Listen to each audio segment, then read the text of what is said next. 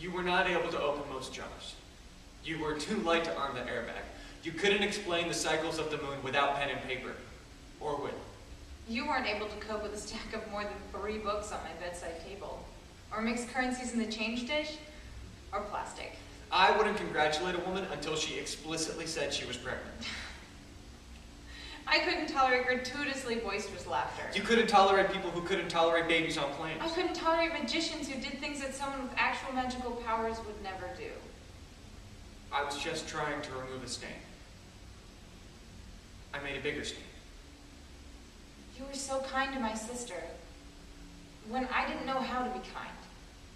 You weren't sure how you should wear your hair. And so 10 minutes late, halfway down the stairs, you would examine your reflection in a framed picture of dead family. I wasn't afraid of quiet. I just hated it.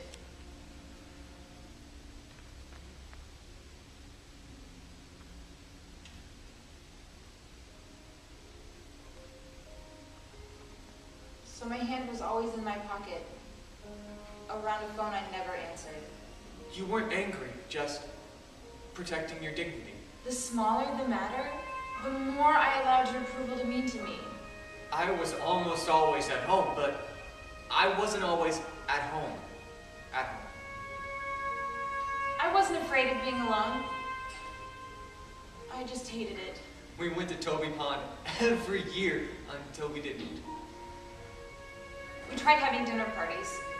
We tried owning nothing. I was struggling to be natural with my hands. I was just joking most of the time. I wasn't going to dance at our wedding, and you weren't going to speak. I was always in need of just one good dress shirt. Or just something I never had.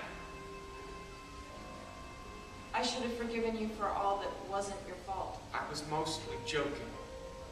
We were always never mentioning it because we didn't know what it was. I was always never complaining because confrontation was death to me. And because everything was pretty much always okay with me.